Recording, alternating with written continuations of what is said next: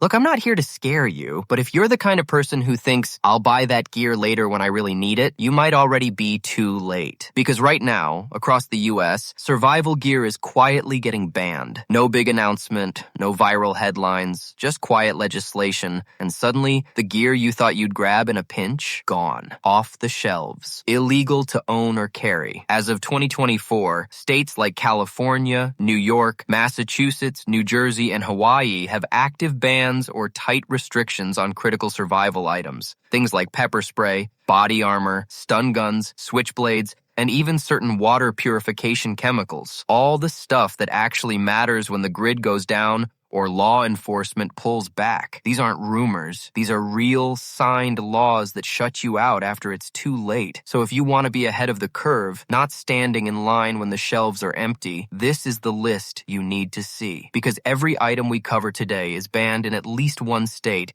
and could be gone everywhere else before you even notice. Quick thing, if staying ahead of the chaos matters to you, hit that subscribe button now. No fluff, no fear-mongering, just real-world gear breakdowns before they disappear. Number 1. Automatic and switchblade knives. Let's start with the classic that gets thousands of people flagged every year. Automatic knives. Also known as switchblades, these might look like a simple EDC item, but depending on where you live, owning or carrying one could land you in serious trouble. As of 2024, states like California, New York, New Jersey, Hawaii, and Washington, D.C. have strict bans or tight restrictions on automatic opening knives. In California, for example, any switchblade with a blade over 2 inches is flat out illegal to carry. In New York, they're considered dangerous weapons, even if you're using one for work or outdoor survival. Now, here's where it gets tricky. Some states allow ownership but ban carrying. Others allow you to carry it only if it doesn't open automatically with the press of a button. And let's be real, most people don't even know which category their knife falls under. It's confusing by design. Why does this matter for survival preppers? Because switchblades and assisted open knives offer fast one-handed access,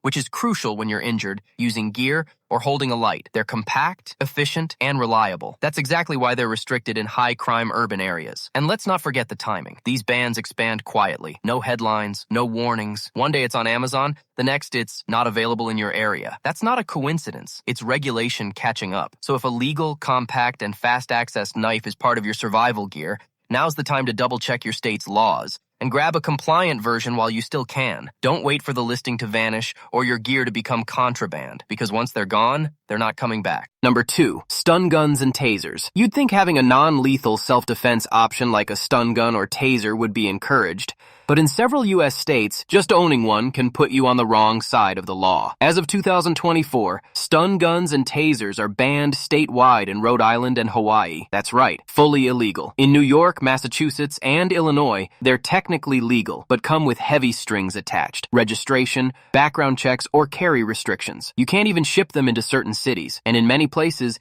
it's illegal to carry one concealed, even with a permit. Now here's the real issue. These restrictions often apply regardless of the situation.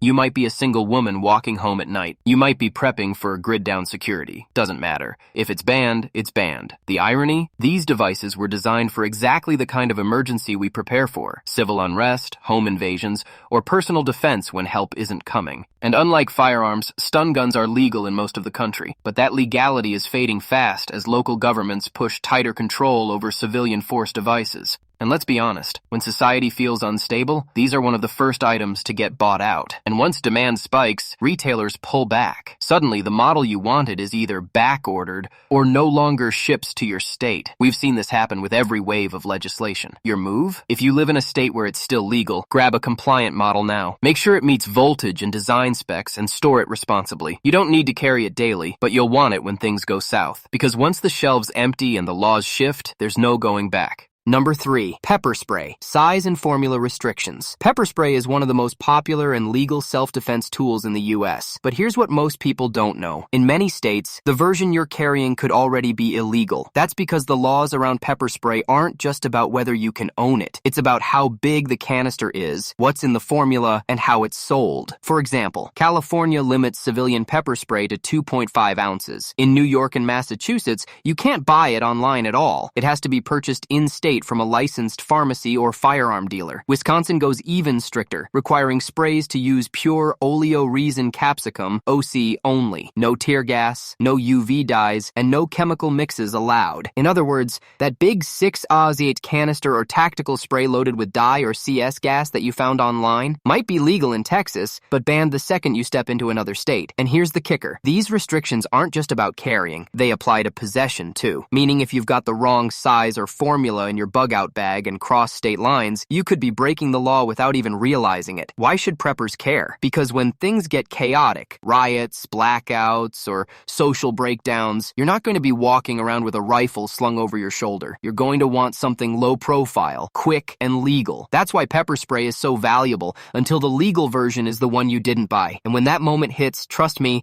it'll be the first thing sold out everywhere. We've already seen it happen after every major emergency in the past 5 years. So here's your prep move. Stock up on the right size and formula now, specific to your state's law. It's cheap, legal for now, and absolutely critical when the system gets shaky. Once it's restricted, you'll wish you'd grabbed two. Number 4. Body armor, soft and plate carriers. This one surprises a lot of people. Body armor is already illegal for civilians in some places. That's right, the gear meant to protect you from harm. In several states, you're not allowed to own it unless you're law enforcement or military. Let's start with the facts. New York has banned the sale of body armor to civilians since 2022, unless you can prove you're in a qualified profession. That includes both soft vests and hard plates. In New Jersey, possession is allowed, but wearing it during a crime, even a non-violent one, automatically upgrades your charges. Connecticut bans online sales altogether. You can only purchase body armor in person and with ID. These aren't rumors. These are hard laws, already in place. And the language in them is vague enough that future expansions could completely block civilian access, even for passive defense or prepping. Now let's talk about why this matters to survival-minded people. When civil unrest breaks out, when the grid is down and law enforcement is overwhelmed, your first line of defense isn't a weapon, it's protection. And body armor gives you a critical edge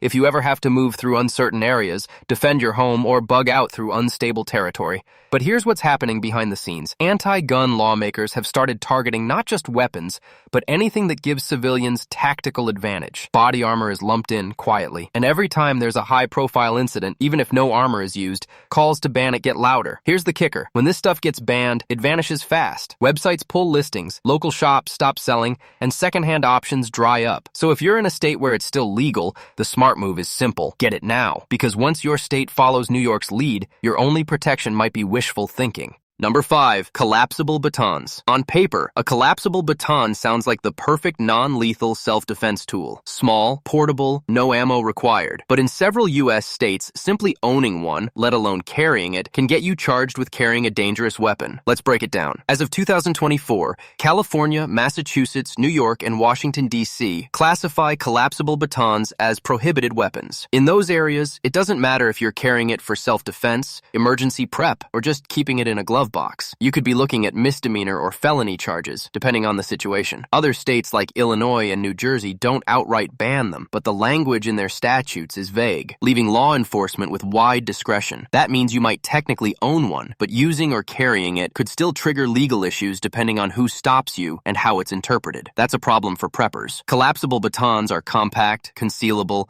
and effective in close quarters. Exactly the kind of tool that's useful in a grid-down scenario, especially when firearms are either unavailable or attract too much attention. Here's where it gets urgent. After major incidents of civil unrest or political protests, these laws get tighter. Local governments often pass quick emergency legislation that bans impact weapons, and retailers are forced to pull stock, sometimes overnight. And don't assume you can grab one off Amazon last minute. Amazon won't even ship batons to restricted states, and many major survival sites have stopped carrying them altogether to avoid liability. That means if you don't have one before the crackdown hits, you're not getting one afterward, at least not legally. So what's the move? First, check your local and state laws. Some places allow home ownership but ban carrying in public. Second, if it's still legal in your area, get a compliant baton, ideally one that meets local specs. And third, don't flaunt it. This is gear for backup, not for showing off. Because once the legal climate shifts, this isn't something you'll find in stores. It's something you'll regret not owning.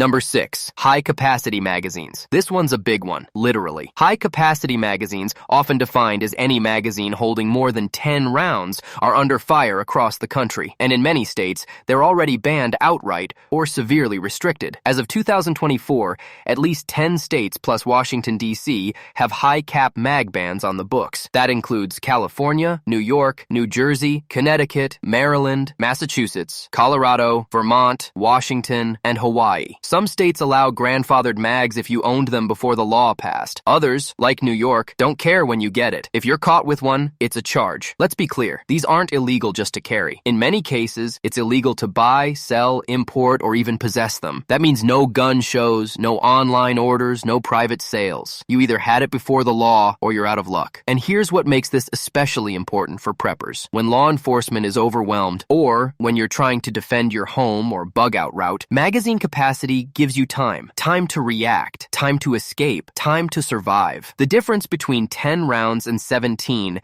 can mean everything in a real-world scenario. Opponents argue that these laws stop mass shootings, but data shows most gun crimes involve fewer than 10 shots fired. That means everyday citizens, the ones trying to protect their families, are the ones who end up most affected. And it's not just rifles. These bans often include pistol magazines too. Glock 17s, SIG P320s, and dozens of other common carry weapons become illegal just because of the mag they came with. So what's your move? If you live in a free state, buy quality mags now before federal restrictions catch up. Keep them stored, tagged by state law, and rotate them to preserve springs. Because once these go, they go fast. No restock, no workaround, just empty shelves and tighter laws. And by then, it'll be too late to do anything about it. Number 7. Balisongs and gravity knives. Balisongs, better known as butterfly knives, and gravity knives are some of the most misunderstood tools in the prepping world. To most people, they look flashy, maybe even theatrical, but to preppers, they offer a fast-access foldable blade that's easy to conceal and maintain. Unfortunately, that exact design is why they're banned or heavily restricted in a growing list of U.S. states. As of now, butterfly knives are banned in Hawaii, New Mexico, and New York. Gravity knives, once commonly used by tradesmen and outdoorsmen, are still restricted in places like New Jersey and Pennsylvania. The language in these laws is often vague and lumped under dangerous weapons statutes, which means enforcement can vary wildly, even between counties. What's worse is that in some cases, it's not just illegal to carry them, it's illegal to own them at all. That includes having one in your car, bug-out bag, or even your home. And once you're in violation, ignorance isn't a defense. For preppers who value blade-based tools for survival, this becomes a real issue. These knives offer something most EDC blades don't: fast deployment without spring mechanisms, which are often restricted themselves. Plus, they're easier to clean, handle, and use one-handed, a critical factor when dealing with injury or gear in a crisis. So why are they banned? Mostly optics. These knives have long been associated with movies, street violence, and intimidating aesthetics. It doesn't matter how functional they are. If lawmakers think it looks threatening, it usually ends up on the banned list. And here's the problem. These bans are creeping. 1 year a knife is legal. The next year, a new amendment quietly folds it into a larger weapons bill, and overnight, your gear becomes illegal. You won't even know until it's too late. That's why, if you live in a state where balisongs or gravity knives are still legal, it's smart to buy a compliant model now, learn the laws on carry and storage, and document your purchase. And don't rely on big retailers. They stop shipping these the moment legislation even gets proposed. Get it while it's still on the shelf. Because if history is any guide, the states that haven't banned them yet probably will, and you'll wish you'd grabbed one while you had the chance. Number 8. Certain fixed blade and double-edged knives. Fixed blade knives are one of the most reliable tools in any survival setup, but depending on the size, style, and your zip code, owning or carrying one can cross the line from prepared to criminal. Across the U.S., knife laws are some of the most inconsistent and confusing. In states like California, it's legal to own a fixed-blade knife, but the moment you conceal it, whether in a boot, bag, or under your clothing, it becomes a felony. That includes common bushcraft and survival knives, which are often over the legal size limit and designed with features that some lawmakers classify as combat-ready. States like New York, Massachusetts, and Connecticut also have restrictions on blade length, often capping it at 3 to 4 inches for concealed carry. But it's not just the size that matters, it's the blade design. Double-edged blades, often called daggers or dirks, are banned in several states outright. Even if you have a permit to carry other weapons, these knives fall under a separate category. In places like Washington, D.C. and New Jersey, carrying a double-edged knife without a specific occupational need can lead to charges, even if you never used it. For survivalists, this becomes a real challenge. These knives are prized for their durability, penetration, and overall reliability when doing outdoor tasks like carving, skinning, or defending in close quarters. The fact that they're being criminalized not because of use, but because of perceived threat, shows how unpredictable these laws have become. And here's the kicker. These laws often don't get publicized until after enforcement begins. 1 week, it's legal to carry your 5-inch bushcraft knife on your belt. The next, it's restricted due to a local ordinance change. Online retailers rarely flag these changes, which means you could buy something legal in one state and instantly become a lawbreaker in another. If your kit includes a fixed blade or dagger-style tool, now's the time to check your state laws, concealment rules, and transport restrictions. And if it's still legal to buy where you live, grab what you need now, because once it's banned, it's gone for good. In a crisis, that's not the moment you want to find out you're one tool short. Number 9. Sprays with tear gas or UV dye mixes. When most people think of self-defense sprays,